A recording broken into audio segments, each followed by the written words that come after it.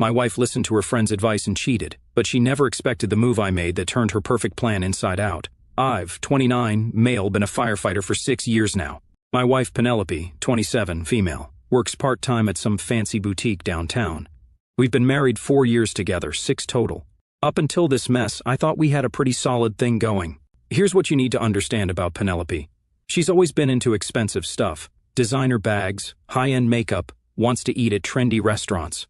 I don't mind it because honestly, I love the girl. And if buying her nice things makes her happy, then whatever.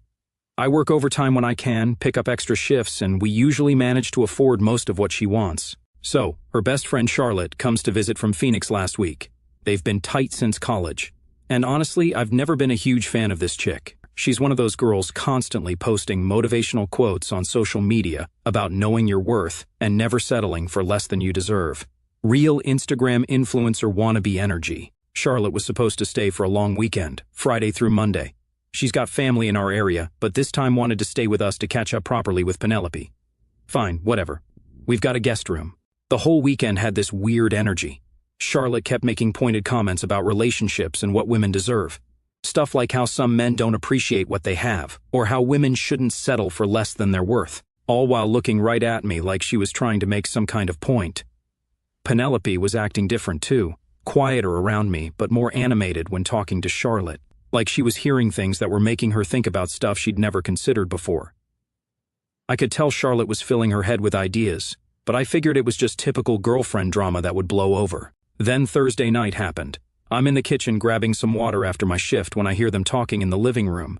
They must have thought I was upstairs because they weren't being quiet about it. That's when I heard Charlotte start in on this whole speech about how Penelope deserves someone who's more willing to invest in her. She starts asking, when's the last time I bought Penelope something really nice? Something that shows I value her, which is ridiculous because I literally just bought her that necklace 2 weeks ago. But Penelope is going along with it, saying how it's always such a big deal when she wants something and how she has to justify every purchase. This is total BS, by the way. We talk about bigger purchases because that's what married couples do, but I've never said no to anything she's really wanted. The woman has more designer stuff than she knows what to do with because I keep buying it for her. But Charlotte's not done. She starts talking about her ex and how he used to make her feel guilty for wanting nice things. Then she drops this line about how there are men out there who will gladly spoil the right woman, and you just have to be willing to find them. The way she said find them made my stomach drop. She wasn't talking about leaving me and then finding someone new. She was talking about finding someone while still married to me. That's when the conversation got really ugly. Charlotte starts coaching Penelope on how to handle this whole situation. Tells her she should tell me she needs space to think about our relationship. Go stay somewhere else for a week. Let me sweat it out while she explores her options. I couldn't make out everything they were saying after that, but I caught bits and pieces. Something about how I'd gotten too comfortable, how I needed a wake-up call to realize what I was about to lose. Charlotte kept pushing this idea that Penelope should make me sweat while she figured out what she really wanted. The manipulation was disgusting. Charlotte's telling my wife that smart women always have backup plans and that sometimes men need wake-up calls to realize what they're about to lose, making it sound like I was the problem for not spoiling Penelope enough when the truth is I bend over backwards for that woman. I'd heard enough, so I went upstairs, but I couldn't sleep. The whole conversation kept playing in my head, the way Charlotte pushed Penelope toward finding someone else, the way she made cheating sound like some kind of empowering choice. It felt planned, like they'd been discussing this for longer than just that weekend. The worst part was listening to Penelope go along with it all. Yeah, Charlotte was the one doing most of the talking, but my wife wasn't exactly putting up much resistance. She seemed genuinely interested in this plan to disappear for a week and explore her options with whoever Charlotte had in mind. I kept thinking about all the money I'd spent on her lately, the necklace, the purse, the Sephora hauls, dinners at expensive restaurants she wanted to try. Apparently, none of that mattered because Charlotte convinced her she deserved more. Well, she was about to find out what exploring her options would cost her because there was no way I was going to sit around waiting while my wife played games with our marriage. I just didn't know yet how deep this rabbit hole was going to go. The next morning, Penelope is acting all weird at breakfast. She's doing that thing where she's clearly working up to saying something but keeps chickening out, keeps opening her mouth like she's about to talk, then just takes another sip of coffee instead. I can tell something's coming. I'm trying to eat my eggs and get ready for my shift, but she's making me nervous with all this fidgeting. Finally, right as I'm about to grab my keys and head out the door, she drops it on me. "Oliver, I think I need some time off from us, you know. I'm going to go stay with Charlotte for a while. I just stared at her for a second. After what I heard last night, this shouldn't have been a surprise, but hearing her actually say it still hit me like a truck. What do you mean time off? I mean, I need space to think about our relationship, about whether this is really what I want. She won't even look at me when she says it. Just stares down at her coffee cup like it's the most interesting thing in the world. Charlotte's been helping me realize that maybe I've been settling. There's that word, settling. The same one Charlotte was feeding her last night. Settling for what exactly? I work so hard. I treat her good. I buy her whatever she wants. What the hell is she settling for? Settling for what, Penelope? What exactly am I not giving you? She gets this defensive look on her face. It's not about one specific thing, Oliver. It's about feeling valued. Feeling like my husband actually wants to invest in our future together. I wanted to laugh at that. Invest in our future. I wanted to argue, but honestly, I was too shocked. Plus, part of me was like, fine. If she wants to act like being married to me is some kind of burden, maybe she should see what it's like without me. So, I just said, okay. The look on her face told me she was expecting more of a fight, like she wanted me to beg her to stay or promise to change or something. When I didn't give her the reaction she was looking for, she seemed almost disappointed. That's it. Just okay. What do you want me to say, Penelope? If you need space to figure out if you want to be married to me, then go figure it out. I'm not going to sit here and convince you that I'm worth staying with. She packed a bag that afternoon while I was at work. When I got home, half her stuff was gone from the bathroom, and there was this awkward silence in the house. She was sitting on the couch with her suitcase by the door, waiting for Charlotte to pick her up. I'll call you in a few days, she said when Charlotte's car pulled up outside.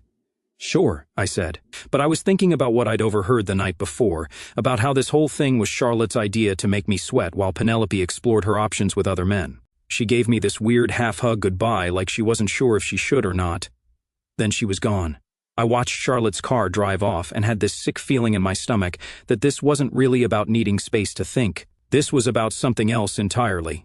The first couple days, I was actually kind of relieved. House was quiet.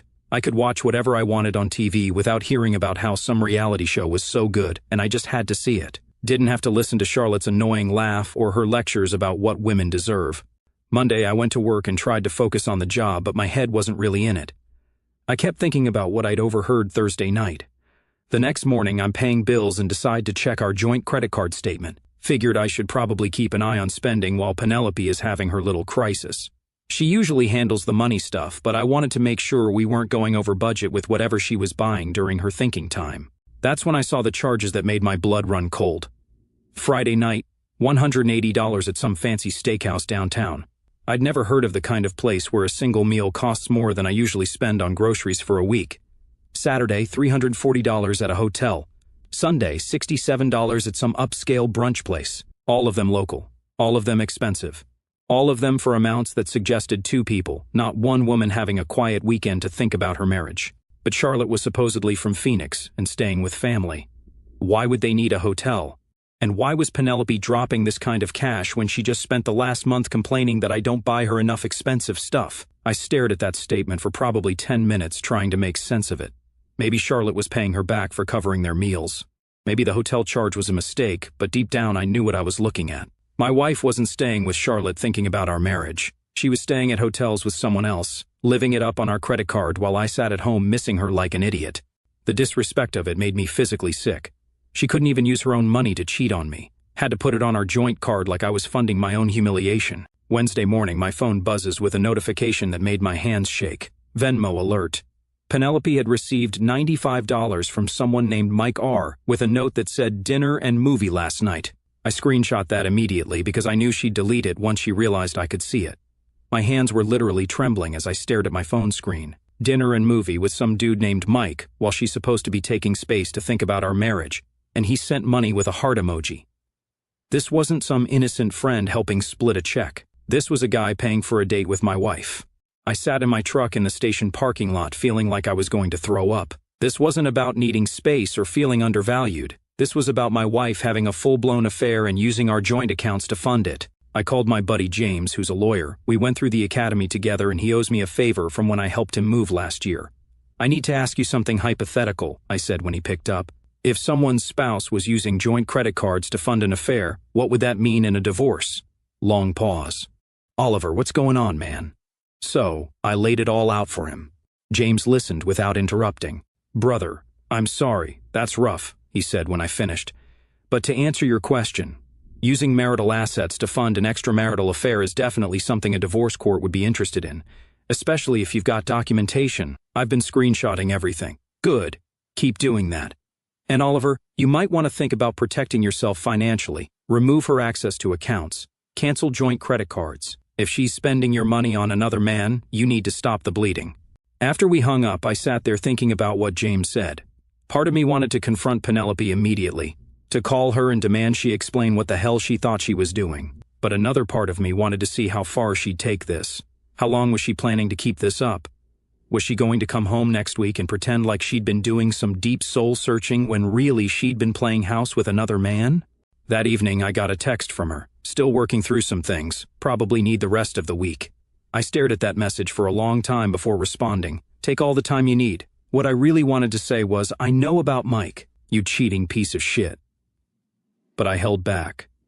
Let her dig her hole deeper. Let her think she was being clever while I gathered evidence of what she was really up to. That afternoon, I ran into my coworker Tommy at the grocery store. We're talking about some new equipment when he gets this weird look on his face. Hey man, weird question, but is Penelope seeing someone? He asks. My blood went cold. What do you mean? Well, my girlfriend Lisa was at the mall yesterday and she saw Penelope with some guy. She said they were definitely together, like holding hands and kissing and stuff. Lisa wasn't sure if you guys had split up or what, so she asked me to check with you. There it was. Visual confirmation of what I already knew in my gut. My wife wasn't just texting and splitting hotel bills with this Mike guy. She was full-on acting like his girlfriend in public. What did this guy look like? I managed to ask. I don't know. Lisa just said he was tall, brown hair, looked like he had money. They were coming out of that expensive jewelry store. You know, the one with all the fancy watches. The jewelry store. While she's supposedly taking time to think about whether I buy her enough nice things, she's shopping for jewelry with another man. The irony was so thick you could cut it with a knife. I thanked Tommy and got out of there as fast as I could. Drove straight home and started making more phone calls. This was about to end.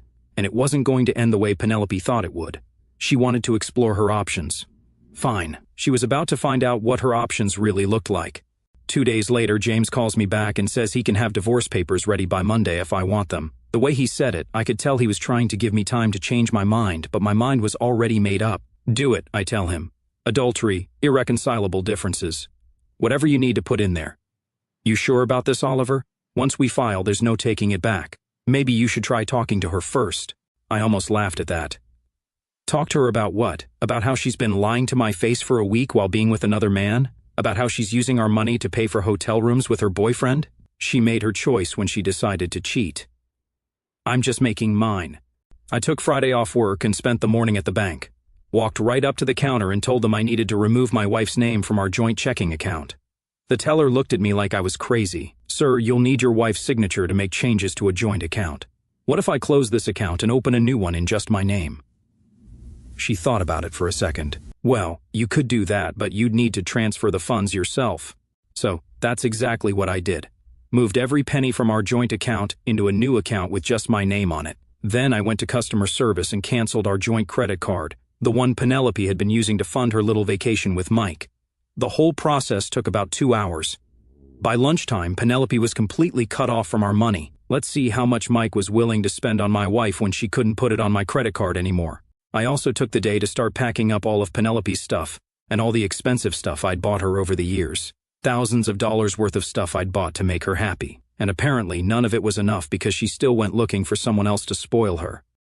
That afternoon, my parents called to check on me. I hadn't told them about Penelope asking for space because I didn't want them worrying, but now I figured they should know what was going on. She what? My mom says when I explain the situation. So I tell them everything. The conversation I overheard, the hotel charges, the Venmo payments from Mike, Tommy seeing her with another guy at the mall. Mom gets quiet for a long time. Honey, I'm so sorry. What are you going to do? I'm filing for divorce on Monday. Already talked to James.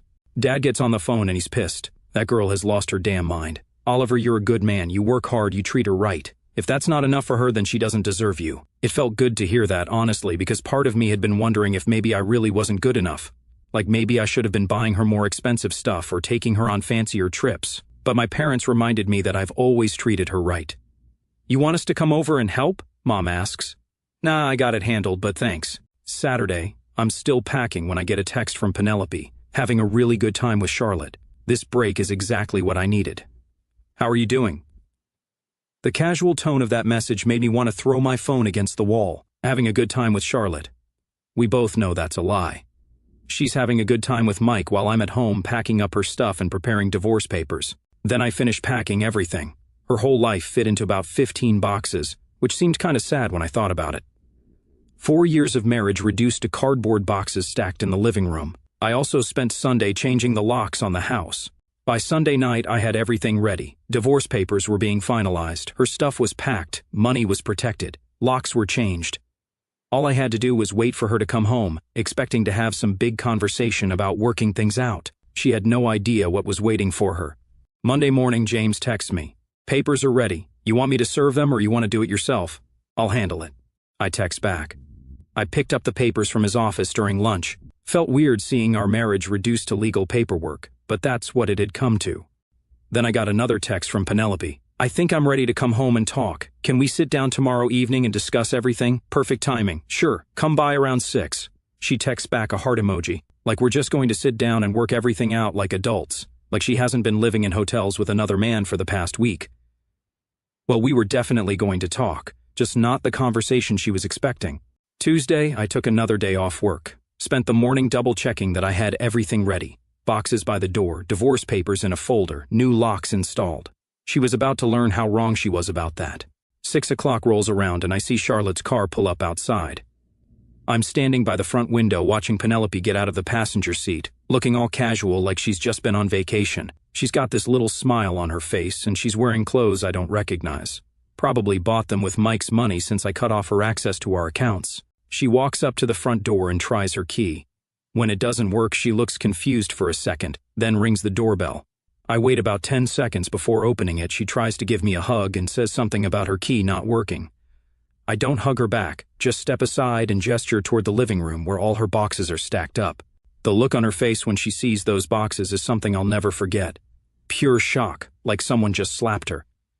She asks what all this stuff is, and I can hear her voice change from casual to panicked in about 2 seconds. I tell her it's her stuff, and hand her the folder with divorce papers.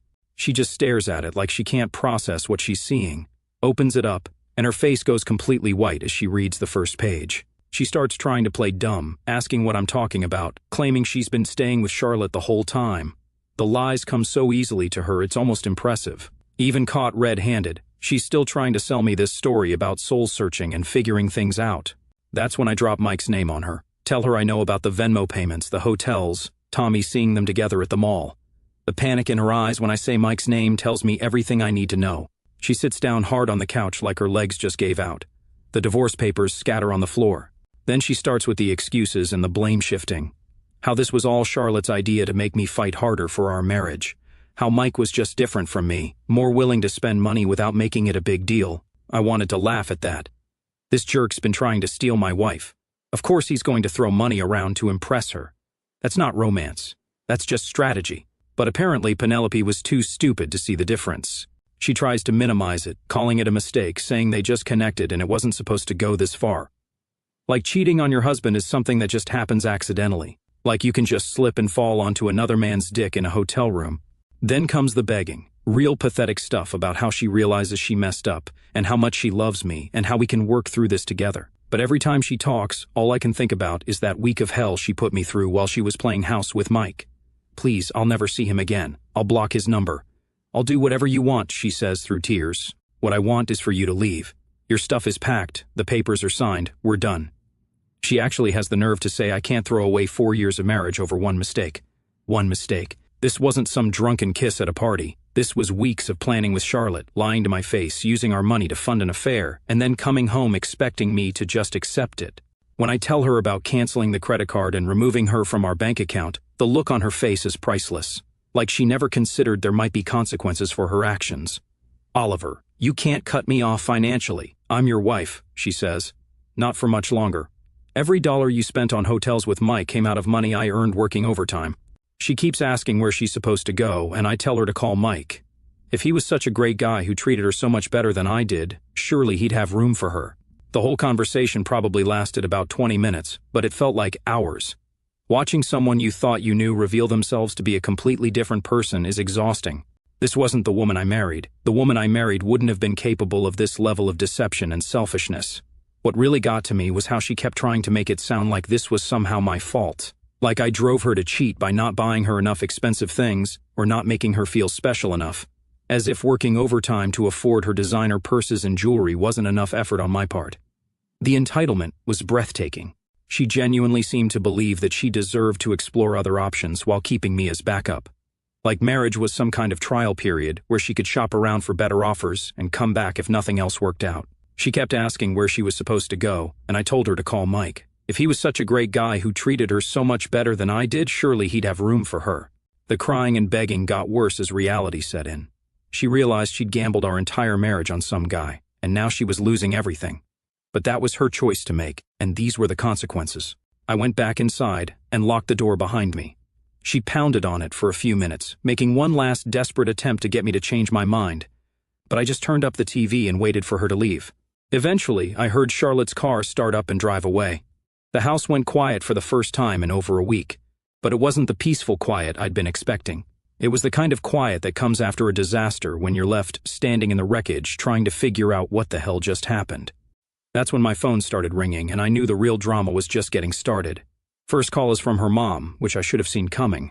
Penelope probably called her crying the second she got in Charlotte's car. Her mom has always had this fake sweet voice that she uses when she's trying to manipulate someone. Tonight it's working overtime. Oliver, sweetie, Penelope told me you two are having some problems. I really think you're overreacting to this whole thing. Overreacting? That's rich coming from a woman whose daughter just spent a week cheating on me with another man using our joint credit card. She's been having an affair. That's not a problem. That's a deal breaker.